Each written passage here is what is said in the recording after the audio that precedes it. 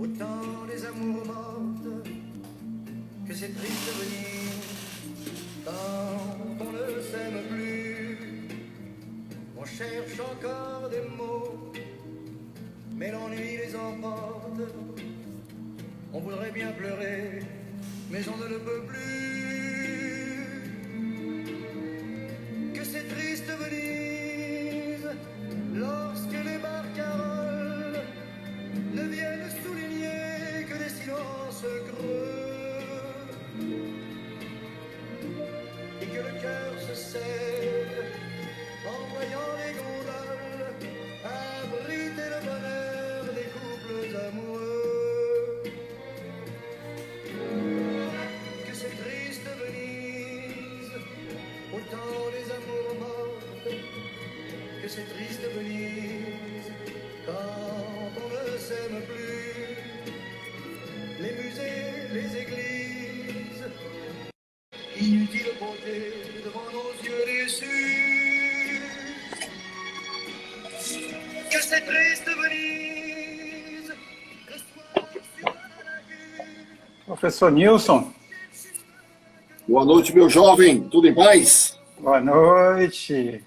Estou aqui ouvindo umas navô enquanto você se posiciona aí. Eu estou tentando ajustar aqui o tripé. Justo. Como é que você está? Tudo bem? Tudo em paz, tudo tranquilo. Tá aí. Tá intocado em casa? Oi.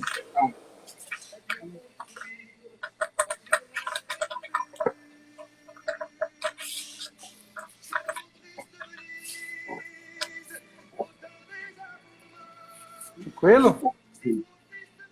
Tá dando assim, tá bom? Tá ótimo, Aí. perfeito. Perfeito. Eu queria só aqui dar um alô, pessoal que já entrou aí. Pessoal do É o compadre Raimundo, muito bem. E vamos apertar os coraçõezinhos, dizer se o som tá legal, de onde é que tá vindo. Isso, confirmar se está tudo ok. Silvia Andrade, minha comadre, Keila, minha mana. A família tá aí, hein? Denise. Compadre Ítalo. Zé Raimundo, Colégio Certo. Perfeito, tranquilo. Ali de São Luís, Cristiane Pacheco, da Casa Camões. Casa Solário, Camões. Casa Camões aí dando presença, né? Isso. Falar em Casa Camões, professor. Isso, que bom. Ó, grande Janeiro, Fausto. Falar em Casa Camões, a nossa arte de divulgação aí, houve quem questionou uma crase no ensino à distância. Me conte essa história aí, professor. Como é que foi isso? Vamos começar por aí, tá? É bem interessante. Muitas pessoas, né, me mandaram também perguntando, não só pela Casa Camões, mas perguntando também, aliás, pela distância, como mandaram também perguntando sobre o EAD. A palavra distância, por si só, é uma palavra definida. Entendeu? Então, quando você diz que mantém a distância, por exemplo, um para-choque de um caminhão, mantém a distância. Ali não está estabelecido qual é a distância. Pode ser de 1 palmo, 1 metro, 1 quilômetro. Você manteve distância. Quando alguém entra com uma medida protetiva, o juiz defere dizendo que a pessoa deve ficar a tantos metros de distância. Porque a palavra distância é indefinida. Por ela ser indefinida, ela não aceita o artigo. E sem artigo não existe crase. Não tem crase. Perfeito. Porque a crase é a fusão de uma preposição a com um artigo a. Se não existirem os dois, essa é a única regra de crase. Eu preciso ter 2 as, 2 as, 2 as. Se eu não tiver 2 as, não há crase. A crase é a fusão desses as. Então, a expressão ensino à distância, educação à distância, né, não há crase. Porque não existe artigo. A não ser que você diga a distância de 10 metros, a distância de 100 metros. Na hora que você definir a palavra distância, aí o artigo vem e automaticamente a crase é obrigatória. Então, quanto a crase, muito cuidado. Tá bom? Perfeito. Então, é sobre o EAD, que também me perguntaram. A sigla EAD. Primeiro, vamos distinguir que existem duas coisas. Primeiro, uma sigla e o acrônimo. A sigla é a primeira letra de um nome composto. Tipo, Ordem dos Advogados do Brasil. Então, OAB. Isso é uma sigla. Por isso que a sigla, obrigatoriamente, é sempre toda maiúscula, porque ela pega a primeira letra de um nome composto, um nome próprio. Por isso ela é sempre maiúscula. E também para quando for levado ao plural, o S de plural seja minúsculo, para indicar plural. Por exemplo, PI, a estrada PI, que é a estrada estadual. Se eu disser que temos várias PIs com problema, né, no asfalto, como é que eu faço? Esse S tem que ser minúsculo. Porque se eu puser o S maiúsculo, vira PIS, que é o programa do governo. Então, por isso que... E não existe apóstrofo. Tem gente que coloca o apóstrofo S. Não existe. Então, EAD é o E maiúsculo, o A minúsculo e o D maiúsculo. Por quê? Porque é ensino à distância. Educação à distância, como alguns também utilizam. Então, nós temos o quê? Esse E maiúsculo, o A é minúsculo. Por quê? Porque não entra na sigla preposições, conjunções, artigos, são só os nomes substantivos e alguns adjetivos, depende da situação. E, como já existe o EAD, uma outra sigla, se colocou o E maiúsculo, o A minúsculo, o D maiúsculo.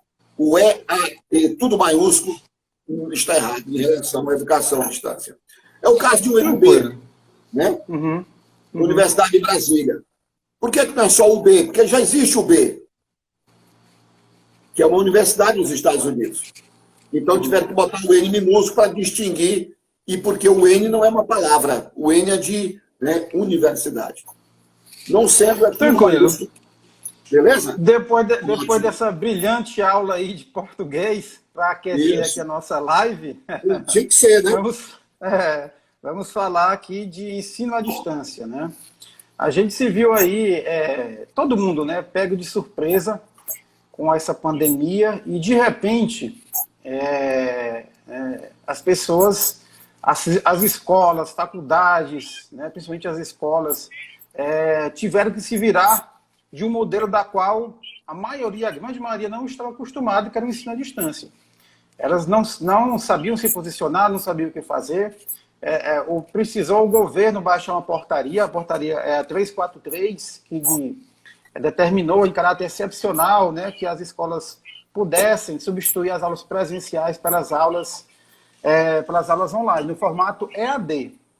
Tá? Então, muitas escolas passaram a gravar vídeos e passar para os alunos, só que a gente sabe que EAD não é só vídeo, né? Não é só passar um vídeo, não é só jogar online um conteúdo. Existem ferramentas de avaliação, vídeo, é quiz, as plataformas adaptadas EAD, inclusive sugerem que você envie a tua avaliação, o teu trabalho para o professor, né? Que ele faça todo esse processo. Então, a partir disso, partindo daquela nossa ideia inicial que gerou essa live, né? A questão do reinventar-se. Como é que o senhor analisa esse processo novo de ensino à distância? Como que você vê as faculdades, as escolas, e o senhor como educador, qual o tipo de contribuição que esse tipo de ensino à distância pode trazer agora, um novo tempo?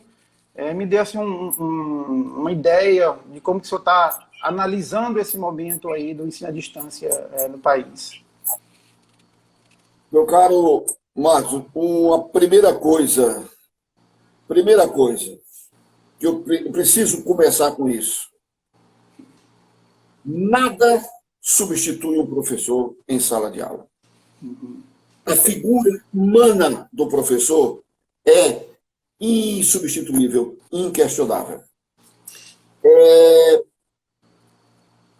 O escritor libanês Yuval Noah, autor de Sapiens, Homo Deus, lançou também 21 lições para o século XXI. Ele deu uma entrevista quando esteve aqui pelo Brasil, há uns mês, 2 meses, e ele fez uma comparação muito interessante, porque ele discutia sobre as profissões do futuro.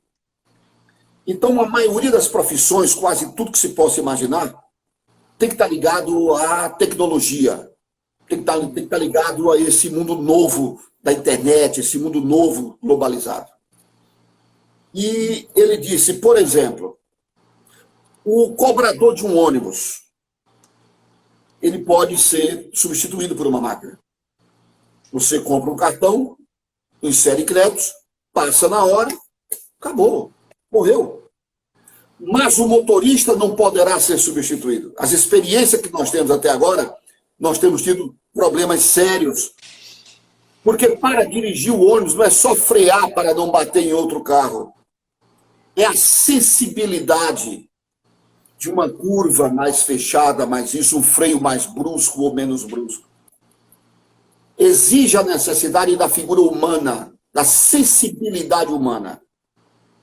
Então ele disse que é uma das profissões que não vai ter substituição tão cedo. Uhum.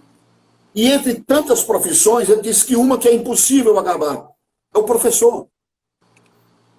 Porque mesmo que nós passássemos agora a ter tudo que se possa imaginar de educação no formato EAD, teria que ter um professor para elaborar o conteúdo, para criar as dinâmicas, para fazer as correções, para produzir material, para mediar as conversas.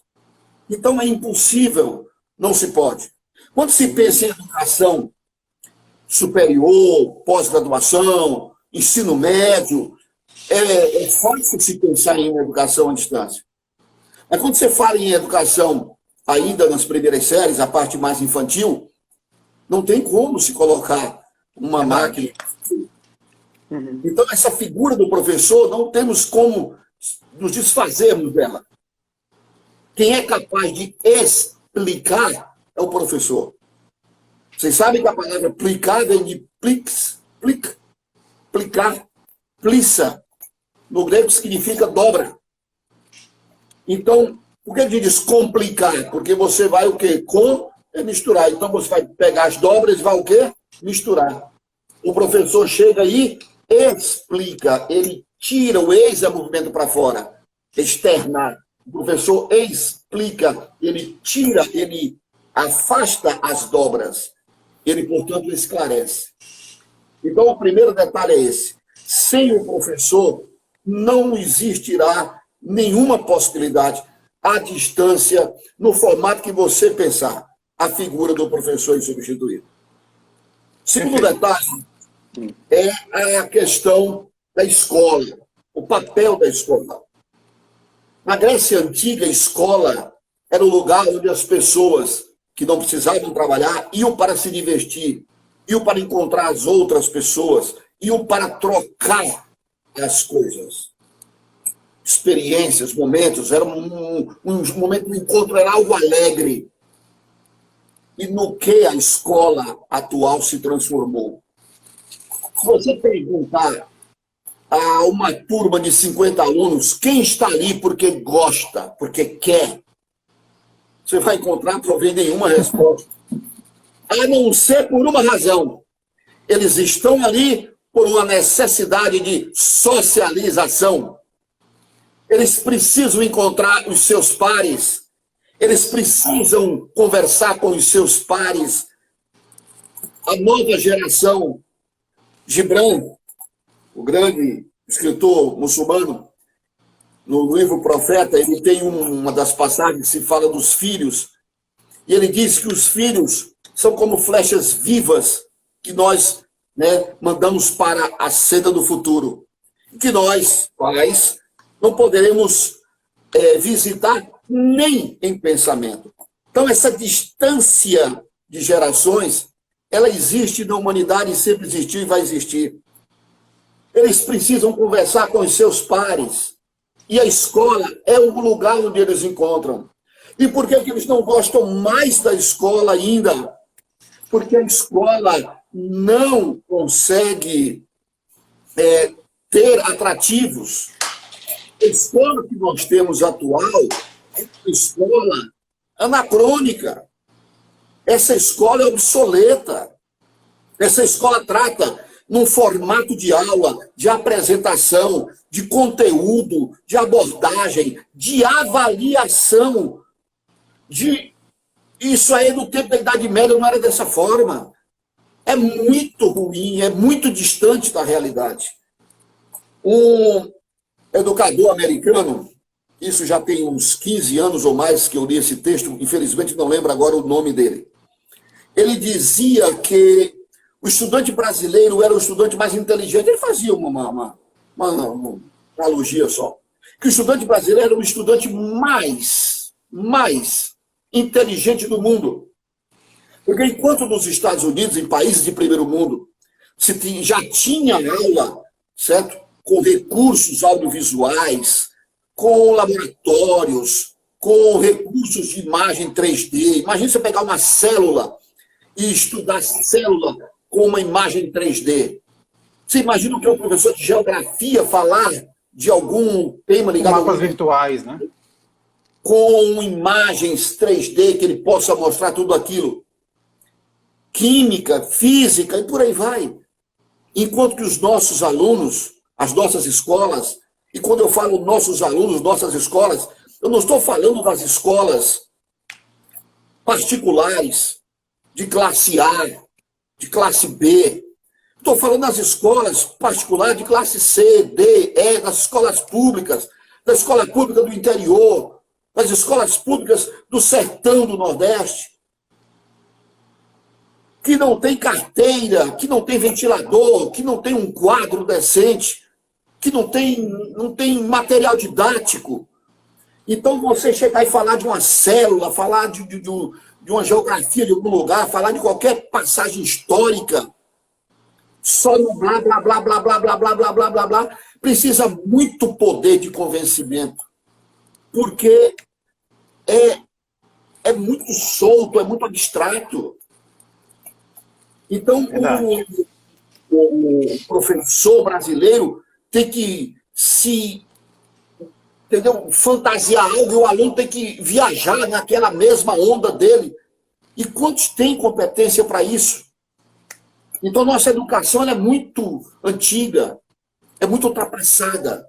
Você quer que eu dê mais 2 exemplos? Vamos lá. Estuda-se a língua portuguesa na hora que se põe o pé na sala da escola. A, E, I, O, U, Ba, Be, Bi, Bo, Bu, já é português. Eu lembro muito que a minha filha caçula, onde psicóloga, mora em Brasília, ela me disse, voltou da escola uma vez, pai, aprendi a ler. Eu digo, foi, minha filha, pois leia aí para mim, ela disse, A, E, I, O, U. Então, ela estava encantada e disse que já tinha aprendido a ler. Certo? Então, veja só, já é português. Então, estuda-se português durante a pré-escola. A vida toda, né? Aí entra para o primeiro grau, o antigo, né, atualmente, agora o ensino fundamental 1, ensino fundamental 2. Um abraço para Diana Leda, né? Rômulo Rommel, né? Muito bem. Então, veja só. Então, veja, nós entramos ensino fundamental 2, ensino médio, em média 15 anos. Vamos botar o Marcos por aí, 15 anos. 15 anos. Dentro de uma escola. Eu estudando português, eu faço estudando português, uma coisa português. Uhum. E você vai fazer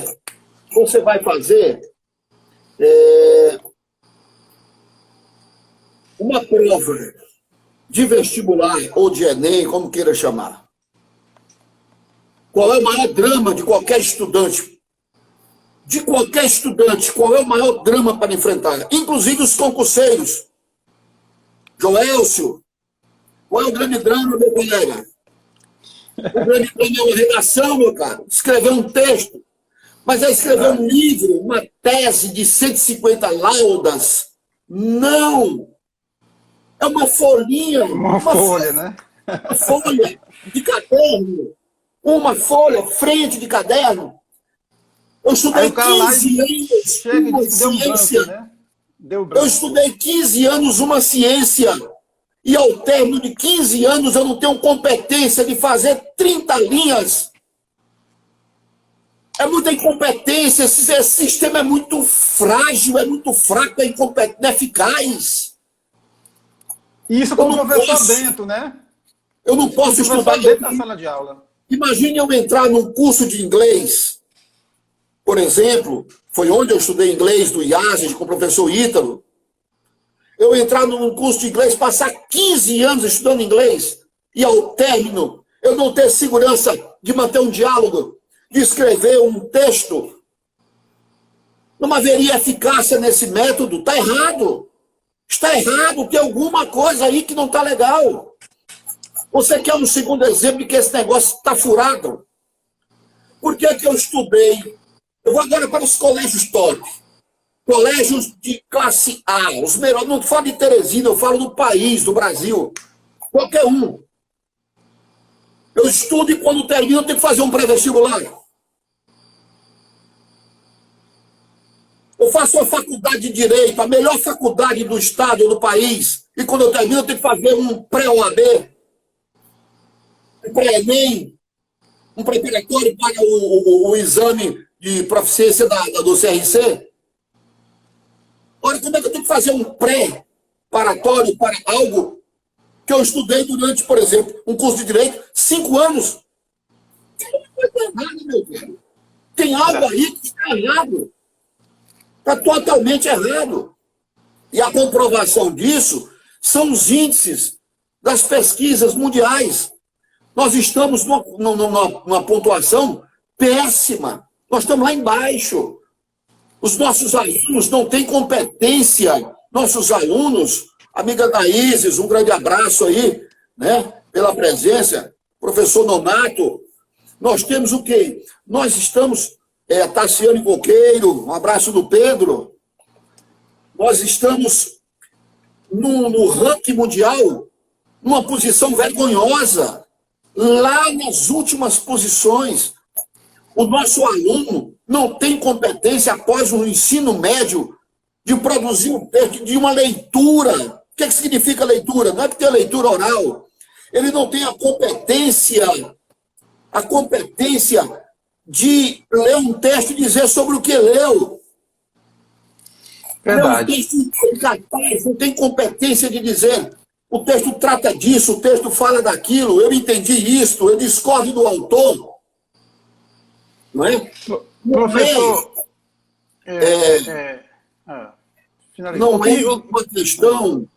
Não é uma questão, Marcos, de ter a competência de um escritor de primeiro naipe, como Rubem Fonseca, que foi-se ontem, uma pena. Né? Então, veja, é ter a competência mínima, não é pegar você como se faz, e isso não é interpretação de texto. O que acontece em muitas provas, no próprio Enem, quando fazem, na verdade, uma conferência de leitura, tem um texto e pergunta em que lugar passou a obra, em que momento aconteceu do dia, em que ano se deu. Isso não é compreensão de texto. Isso é mentira. Isso é uma conferência de leitura. Isso é falsa. Isso é maquiar uma realidade. A competência linguística, a competência textual, é você ler o texto e ser capaz de ter uma posição crítica, de você dizer se concorda com o autor e discorda. Por que você concorda? Por que você discorda? Que ponto o autor ali cometeu um deslize? Em que ponto ele foi incoerente? Isso é compreensão de texto. Então, a realidade nossa é triste. O Enem, por exemplo, está promovendo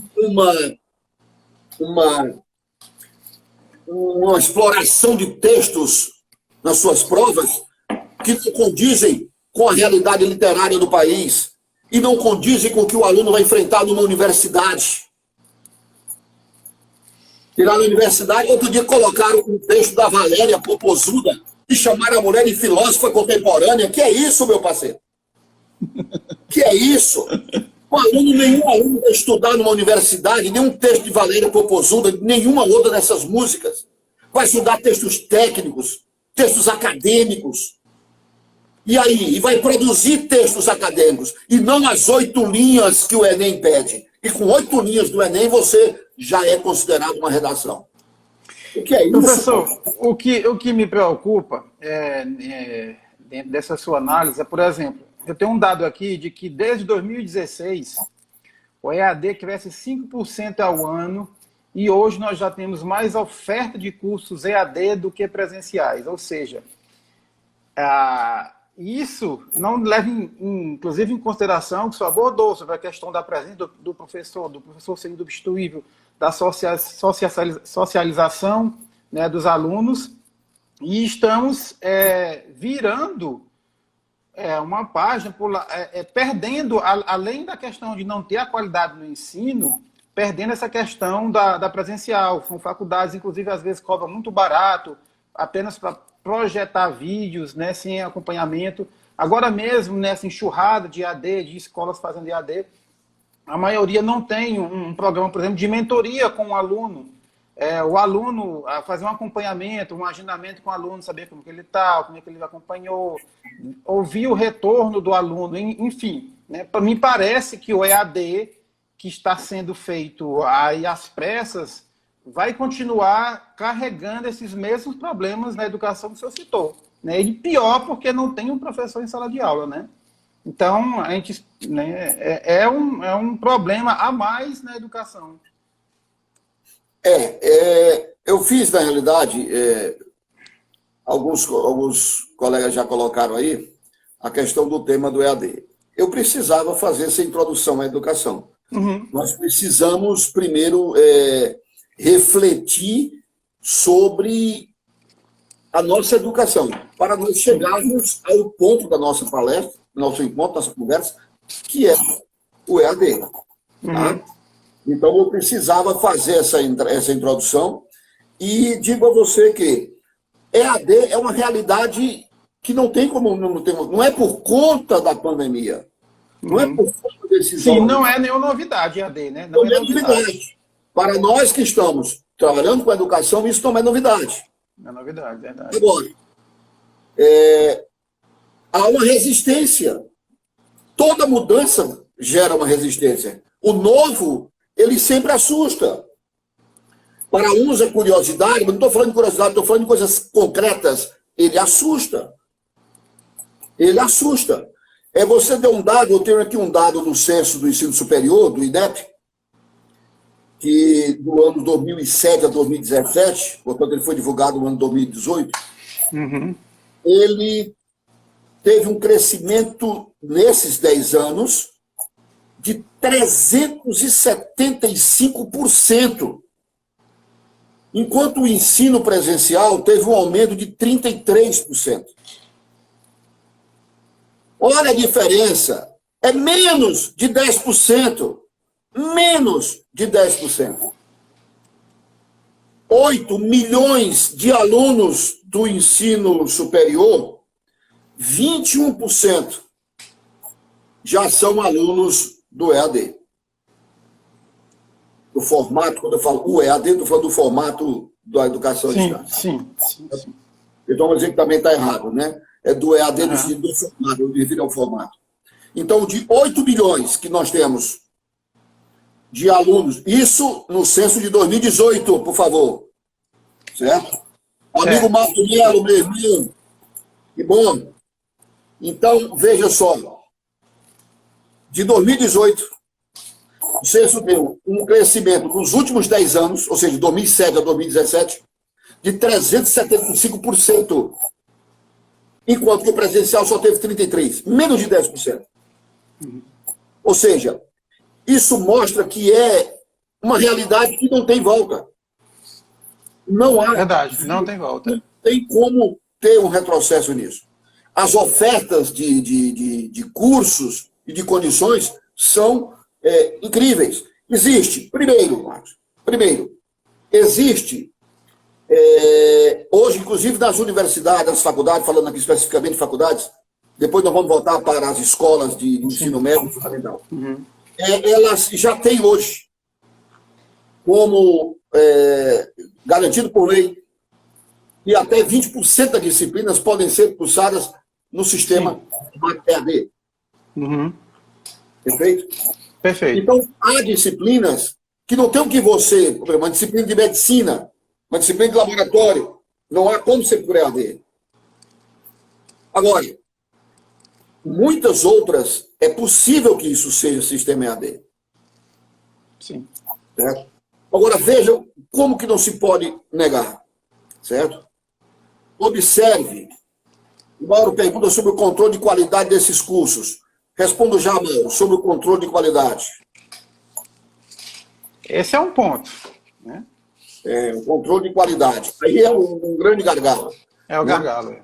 Veja, nós temos a comodidade, que você pode fazer de casa, na hora que der. Isso. Que você pode levar. A questão do acesso, não preciso sair de casa, me deslocar para lugar nenhum. Eu posso ficar em casa, no conforto da minha casa, mais tranquilo.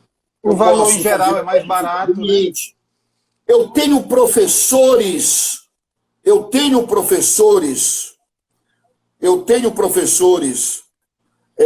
que não poderiam estar em todos esses locais.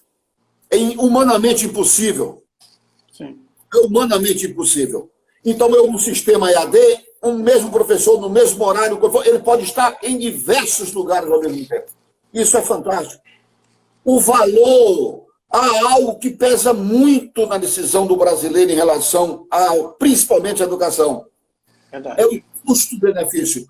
É o investimento que ele tem que fazer. Como é algo que é feito para um volume imenso de participantes, esse custo cai bastante. Fica acessível a pessoas que não teriam condição de fazer uma faculdade. A abrangência simultânea.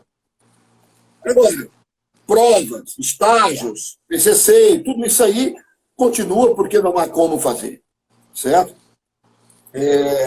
Agora, o Joelcio, que também trabalha na educação superior, disse que já aumentou agora de 20% para 40%. Trabalha na educação superior, ele disse que aumentou de 20% para 40%. Que bom. Nada aí, Joelcio, pela informação, certo? Professora Nereida, Laura, lá de Pico, um grande abraço. Então, veja só, Marcos. Então, tem detalhes que precisam ser trabalhados, que precisam ser ajustados. Mas o novo, como eu disse, ele sempre assusta. Você sair, né, de uma situação cômoda, isso vai gerar alguma coisa. E ainda mais forçado, né? Forçado, então, um modelo diferente. Sobre a pandemia depois, certo? Mas olha só, veja só, esse negócio de quando voltar ao normal, não existe voltar ao normal. Aquele normal desapareceu, não existe mais, acabou, não tem mais normal. Aquele normal não funcionava. Se nós não voltarmos, aí sim a história do reinventar-se. Se nós não nos reinventarmos para um novo momento, um novo formato, um novo modelo, novas relações de todos os formatos, profissionais, amizades, familiares, conjugais, se nós não nos modificarmos, nós não teremos como ter uma mudança de comportamento, de valores, certo? Então, veja, é preciso uma outra mudança. Veja que a Netflix jogou por terra as locadoras de vídeo. Veja que o WhatsApp e os outros aplicativos acabaram com as operadoras. Veja que a Uber acabou com os táxis. Então, a educação também vai ter que passar por transformações. É necessário que se reinvente tudo. Modelo de prova, formato de aula, é preciso que se modifique relação de aluno-professor, professor e escola, pai professor, pai e aluno, porque é outra realidade. Ainda nos anos 80, o Gardner, com o lançamento do livro sobre inteligências múltiplas, e agora, mais recentemente, sobre a neuroeducação, traz mudanças profundas sobre esses formatos de educação. Temos que ter um outro professor Esse professor que dá aquela aula de repetir definições no quadro, aquele professor que dá conceito, que dá classificação no quadro, que copia o quadro todinho, isso não existe mais. É preciso que se tenha um professor mais dinâmico, um professor que seja mais um mediador, um professor que seja muito mais um tutor com esses alunos. Porque essa é a expressão do pedagogo, na etimologia da palavra, é um tutor. Lá, quando existia essa escola formal na Grécia Antiga, a figura que ocupava o papel de pedagogo era o cara que ia à casa das pessoas que tinham condição, ensinar a ler, a escrever, as operações matemáticas. Ele dava noção de mitologia, de história. Ele era um tutor. Então, aquela figura do professor que fica ditando regras, repetindo conceitos que já estão no livro, esse professor, não existe mais espaço para esse professor. Ele tem que ser um facilitador do processo. Mas, professor, me permite intervir aí. Eu também acho que o professor, por si só, não é culpado, talvez, se ele não esteja atendendo essa demanda, porque também depende muito da escola, da estrutura ao professor. Pelo lado da tecnologia, ao lado que eu trabalho, eu vejo que existem sistemas, existem possibilidades de tornar a aula mais dinâmica. Por exemplo, tem um tipo de jogo, de quiz, chamado Kahoot, que você consegue interagir com as pessoas em tempo real, à distância. Você consegue dar ao aluno a possibilidade de estar ali com o professor, interagindo no momento da aula. Não apenas aquela aula que você está transmitindo o vídeo, entendeu? Então, às vezes, o professor também é penalizado pela falta de estrutura que a escola não fornece a ele. Principalmente agora, em que muitos tiveram simplesmente jogar no Zoom, né? Ou no Microsoft Teams, e sem o menor controle. Aí entra a questão da qualidade, questão, enfim, né? A gente vai entrar numa série de assuntos para aí você tocou numa ferida bem profunda. Essa onda dessa pandemia, o que foi que ela fez? Ela invadiu não só nossa casa, ela invadiu o mundo, não foi no Brasil, no Piauí, em Teresina, ela invadiu o mundo. Ela devastou o mundo, trancou as portas, disse, vamos parar, vamos fazer uma faxina aqui, vamos começar de novo esse negócio, está funcionando errado. De repente tudo parou e as pessoas têm que procurar uma alternativa e repensar suas práticas, suas ações. Agora, você falou que tem escolas e que tem aplicativos, que tem programas, que tem recursos. Sim. Agora eu pergunto a você. Classe A, né? A grande população não consegue, não tem acesso. Quantos professores têm acesso a isso? Poucos. O professor que eu citei, não das escolas particulares para a classe A e B. Eu falo para a classe particular, da classe B e E. Eu falo da escola pública. Que nem internet tem em casa, né? Que nem internet tem. Tem em casa. Que nem tem computador. Que não tem um telefone que tenha... Que suporte, botar o suporte, né? Para isso. Professor que não foi ainda preparado para agir e atuar com essas tecnologias. Que não sabe montar uma aula, que não sabe montar um material, que não consegue trabalhar com essas inovações. Então, pegou todo mundo pelo pescoço, enfiou no balde, vamos aprender, e temos. O que tem agora? Governos, escolas, os próprios professores, os pais, que não entendem e começam a cobrar dos professores o que eles não estão preparados nem têm condição. Exatamente. É a mesma coisa, sabe de quê, Marcos? De pegar uma escola que não tem estrutura nenhuma e você chega lá com um filho autista e quer que a escola receba e coloque seu filho junto com os outros e dê a ele todo o acompanhamento que ele precisa aí de um caráter especial. A escola não faz, Marcos, não é porque ela não quer fazer, não. É porque ela não tem ela não tem estrutura, ela não tem pessoal para isso. É você ir no hospital, que tem capacidade para atender 300 pessoas, e um final de semana acontecem acidentes, então chega lá com 1.000, ela não vai atender, não é porque ela não quer, é má vontade, é porque o governo não tem estrutura, não, é porque lá não tem capacidade para isso. Temos que primeiro criar capacitação das pessoas para atuarem com esse novo formato. Os professores precisam ser treinados, instruídos. Eu acho que é o próximo grande passo, viu? Eles precisam ter a condição estrutural de um sinal de internet de qualidade. Precisa ter uma máquina, um computador, um notebook, um celular com condição de atuar. Ele precisa saber mexer com essa tecnologia de gravar vídeo, de editar vídeo, de gravar áudio, de fazer o seu material. Criar um quiz, né? A mexer com essas variantes todas, esses aplicativos e programas que existem.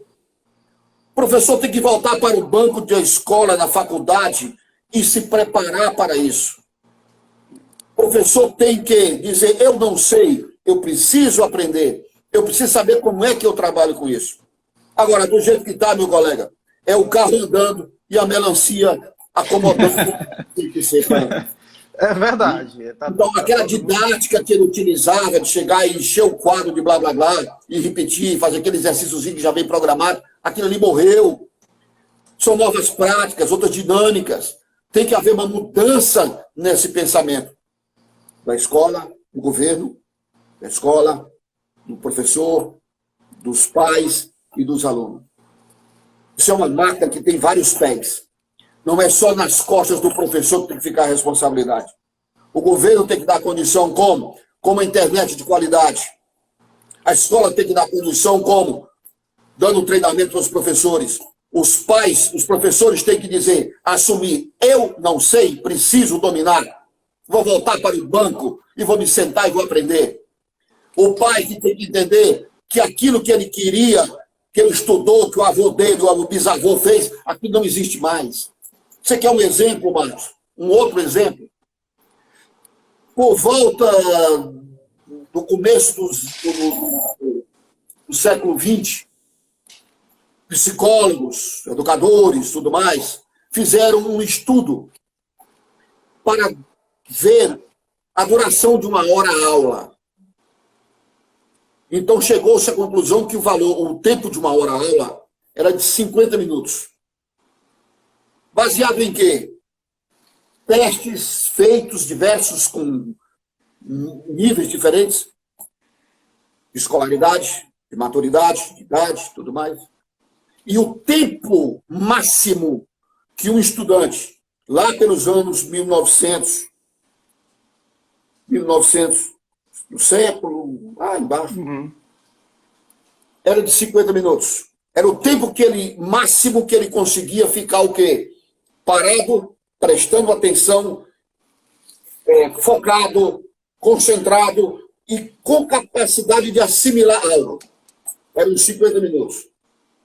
Nós estamos no século XXI, 100 anos depois, e continuamos com o mesmo 50 minutos. Recentemente, um outro grupo de educadores, que agora vem com a nomenclatura de neuroeducação, fizeram um outro estudo. Você sabe quantos minutos um estudante da geração atual consegue ficar concentrado, focado, com capacidade de retenção da informação? Quantos minutos desses 50? Chuta. 30?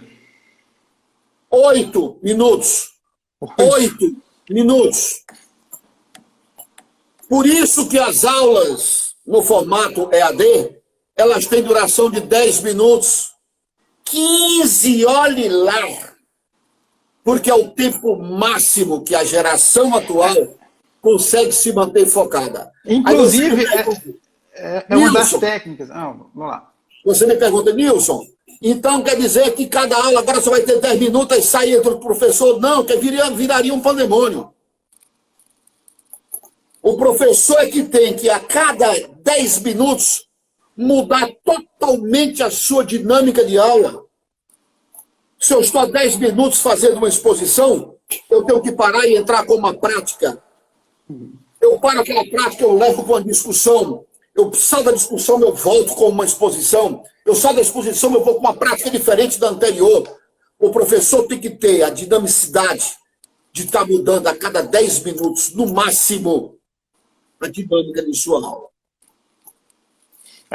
E aí... Para isso, Marcos, o professor precisa estar preparado, ele precisa ter conteúdo, ele precisa ter conhecimento, ele precisa ter cartas na cartola para poder criar, porque senão não funciona. Então, olha outra. Diga. Não, aí a gente vai bater num ponto que é puxando pelo lado do aluno, né? Que aí o aluno vai ter que ter autonomia, vai ter disciplina de dedicação também. Vai partir também do aluno também ter essa disciplina de estar estudando, acordar no horário certo, assistir, fazer a tarefa. E aí vai ter que ter o pai para acompanhar. E muitas das cobranças que a gente vê hoje dos pais que estão envolvidos, principalmente das escolas particulares que cobram mais, é justamente esses alunos que eles acham que estão soltos, né? Então, agora sim, o pai que sempre achou que a escola que tinha o papel de educar está se vendo no momento que eles olha, é o papel da escola, mas é também minha como pai. O pai tem que estar lá acompanhando o filho, como eu estou fazendo. A gente acorda, eu e minha esposa, a gente acorda, leva o menino lá para o computador, ele vai assistir a aula, e aí terminou, agora faz a tarefa, enfim. Até esses papéis, até o lado positivo que eu estou vendo, né? Tem uns lados negativos e positivos, mas assim, o pai agora também está se vendo como educador e tem que continuar sendo educador. Essa também é uma das transformações que vai ter que continuar justamente quando voltar ao normal, que não vai ser mais normal. Então, o pai vai ter que participar disso também. Aí você tocou em outros 2 pontos bem cruéis. Primeiro, a disciplina, que eu disse a você, são as 5 pernas.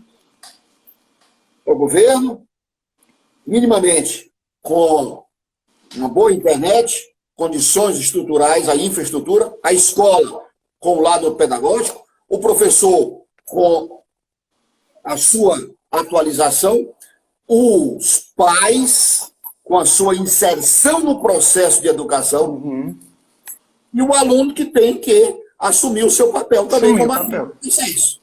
Esse negócio de ficar colocando tudo nas costas do professor, isso também não é certo. Não é certo. Isso é desumano. Até errado que o professor não presta, não sabe o professor daquilo. E o resto? Esse processo é feito só pelo professor? Se fosse, um bom professor provaria todos os seus alunos no vestibular, num concurso e tudo. Que se dependesse só do professor. E não, depende do agente do processo, que é o aluno. A coisa é diferente. Agora veja, sem disciplina não vai existir educação nova. Não é o aluno ser autodidata. É diferente do autodidata. Autodidata sou eu, é você. Aí nós somos autodidatas. Machado de Assis foi um autodidata. Aprendeu várias línguas sozinho. Se transformou no maior escritor da língua portuguesa. Pelo menos da sua geração. Então nós temos disciplina. O aluno vai ter que a parte dele é o quê? Assumir um novo papel de uma atuação mais disciplinada. De acordar na hora certa, de estudar sem ter que ninguém estar mandando em cima. Ele tem que estudar. Agora, você falou uma outra detalhe interessante. Os pais têm terceirizado a educação dos filhos. O pai, porque bota numa escola boa, ele quer que a escola dê resultado. No meu curso mesmo, a mãe matriculou um filho e depois ela disse que ia tirar o filho, não tinha tirado a nota máxima na prova. Eu digo, não, a senhora não me contratou para fazer prova.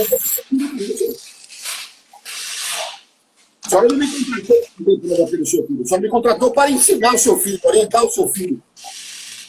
Agora, se ele não fizer, ele não vai a lugar nenhum. Então, os pais colocam o filho na melhor escola, achando que ali tem um selo de garantia que ele vai passar em tudo, que ele vai ficar um gênio, que ele vai ter um grande resultado, vai ser um bom profissional na vida.